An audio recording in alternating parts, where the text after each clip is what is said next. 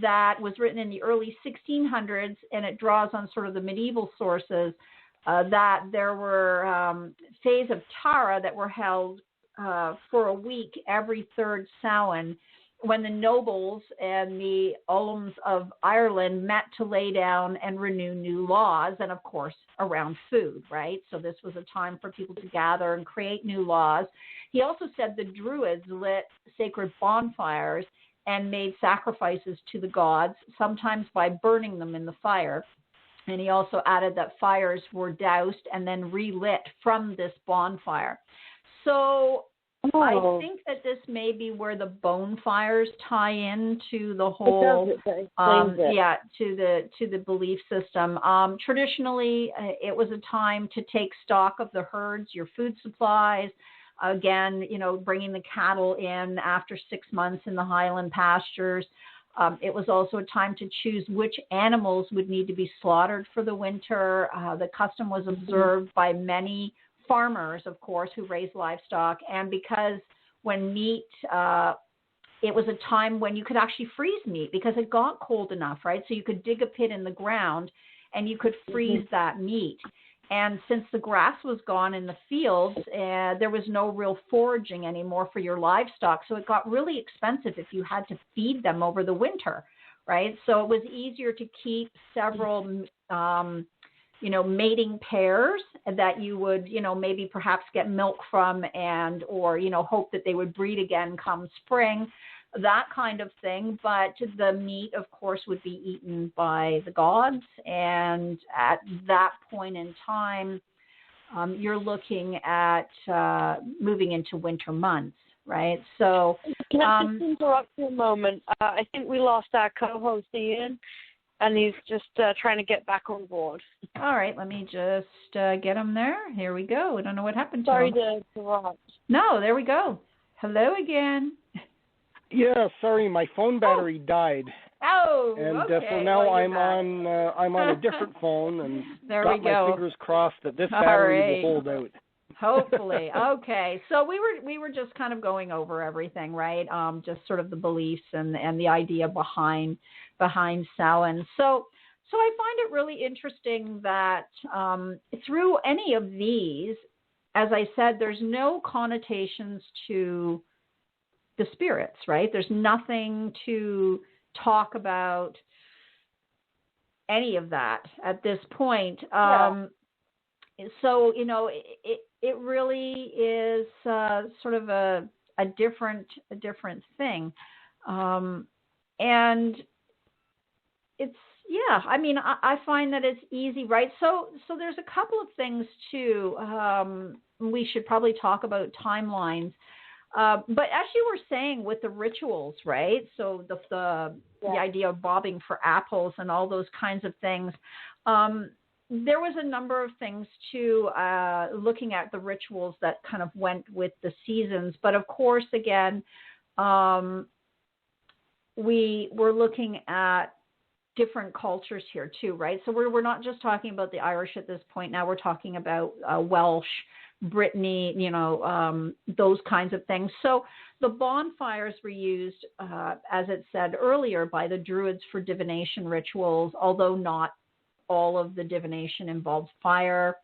There are stories that were sort of around the fire, talking about ashes, and that everybody would run around the fire with a torch, and the stones were then examined in the morning, and you would be able to, forecast essentially what was going to happen going into the next season by reading these charred stones.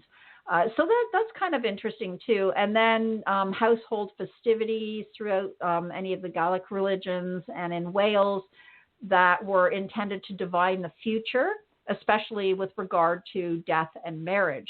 So this is getting a little bit later, right? This is now, we're kind of moving forward. We're probably around the medieval period at this point. So there was some Celtic mythology. Apples were always strongly associated with the other world and immortality. Hazelnuts with wisdom. And there was a game of bobbing for apples. right? So that goes back a long way. So that's an interesting thing. Also involved hanging a small wooden rod from the ceiling at head height with a lit candle on one end and an apple hanging from the other. The rod was spun around, and everyone took turns trying to catch the apple in their teeth. Apples were peeled in one long strip, the peel tossed over your shoulder, and the shape that fell would form a letter that could possibly be your future spouse's name. So I just want to mention this rod with the candle on one end and an apple on another, and you spin it around and try to catch the apple in your teeth. Does that not sound just slightly treacherously dangerous? Yeah, incredibly dangerous. I mean, don't you're literally, taking facial burns into high consideration with that game. And then they roasted hazelnuts and things like that. If the nuts jumped out of the heat, like popped away, it was considered a bad sign. If the nuts roasted quietly, it meant there was a good match. So this was all this sort of this marriage and marriage thing. Of course, cakes, you would have had bambrick and all those kinds of things. A salty oatmeal bannock was baked. People ate it in 3 bites and then went to bed. They didn't talk and they didn't have anything to drink. Whoa, that would be a dry swallow. And it was meant to result in a dream for their future spouse. And they would ask for a drink to quench their thirst. Egg whites were dropped in water, and the shapes foretold of future children. Children were also sent out to chase cows, and they would divine some of the things from the numbers of birds and directions that they flew. So there's all of this very natural sort of parts of life attached to, and a lot of food, right? Again, because of the time of year. So also, we have some mentions of liminal time and a boundary between, this world and the other world, and believing that it could be crossed more easily. And this goes back to sort of pagan gods and nature spirits and all of those things. So, I mean, it's in there, but it's not the way that we see it today, right? So, it isn't exactly how we understand it now. And so, although there seems to be, I think, still that real magical kind of, I don't know, unknown power at this time of year. And I'm guessing that, our ancient ancestors also felt that change in the air, right? They felt that change, and of course, this year we have a full moon on Halloween too. Isn't that awesome? Yeah. So it's really kind of cool. So there's a lot of things. I mean, we could really get into. There's so much, the mumming, like I said, which is why we wear costumes today. And I know, like down east in Canada, mummers, Newfoundland, Nova Scotia, that it still happens. There's still mummers that go door to door, and so some of that old tradition is still being carried on. A lot of children are being driven from door to door now. Right, the parents sit in the car and just drives from one to the next. Right. If the weather's bad, that's what they tend to do. Yeah, well, exactly, right. So, and we start to see, too, like some writings showing up later, like in the 1700s and the 1800s, Mischief Night or Devil's Night, or, these kinds of things where people played pranks and did things that you would normally not be able to do on any other night of the year. Right. So interestingly enough, it doesn't give us a real timeline on when trick-or-treating or door-to-door sort of came into play. But they think that it comes out of All Saints and All Souls Day for checking and going around and collecting soul cakes. So that is a Christian belief, right? So that collection of soul cakes that you would go door to door, again, was part of that. And then Punky Night. Do you remember we talked about punkies? I don't know, Rachel, if you were on the show that day when we spoke about punky. I don't think so.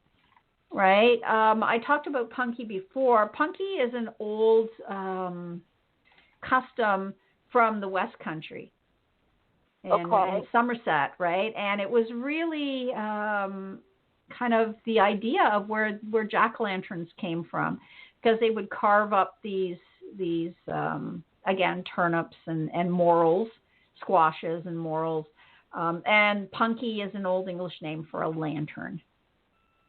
So so they would actually create sort of a jack-o'-lantern of sorts, and the Punky was put out to guard off evil spirits. So again, this is later. This is like when Christianity has already creeped into sort of the fabric of the day, right? So I think this is one of those celebrations that has taken on a life of its own through probably almost each century or every couple of hundred centuries. That it kind of adds, and I think once it ended up here in North America, we we can, like I said, we can sort of think about really where that started, right? So when it comes to America. So so do you guys have anything you want to add? Because I don't have to continue talking all the time. I think for me, Halloween is just, I particularly enjoy, I found I still enjoy it even now, even today. And I'm not entirely sure, it's not just my having children and taking them around and doing the trick-or-treating. But, it's other aspects. Some years we don't, but some years we do. We'll have the light on and we'll buy candy and put it in bowls and encourage people to come and take candy. We're not doing that this year. It's just like you said, Sika, things are just completely different this year. But we're not even taking our own children trick-or-treating this year. But they are getting a little older, a little too older for it anyway. Mm-hmm. But they've always enjoyed the dressing up portion of it. It's just, it's always been a special time for us, and I'm glad over there that I've had an opportunity to sort of experience it both in the UK and over here. But I think as well, I also love the TV programming that sort of comes on around this year. Oh God. Right. For sure. We get Hocus Pocus is one of my favorites. Comes on. The kids absolutely love that movie, so it's a very special time of year. But I really particularly enjoy sort of giving out candy to the kids and having them come up the porch and take the candy. So Ian, what about you? Your kids are grown. Are they grown now? Yeah. Yeah, my daughter is 25. Oh, okay. And okay. What as you say, I remember wanting to continue our family tradition of the meal and then go out trick or treating. Mm-hmm. But at the same time, I didn't want to gyp the kids in the neighborhood out of the candies. Mm-hmm. So I remember this one year, I quickly sort of did both. That of course I had to give my daughter my attention to take her out trick or treating. So the very first kid that came to the door, he got the entire bowl of candy dumped into his bag. And then I took my daughter out trick or treating to make her happy. And of course I made this one neighborhood kid really happy. Oh, here's one for you. We had a kid years ago when my husband and I first got married, and it was Halloween, and we were living in Wilkinsburg, New York at the time. My first year from England over to the States, and we bought some candy for the kids. And this one boy came up, and we opened the door, and he was wearing a mask with, I think he was just wearing a mask and a black sort of garbage bag or something like that.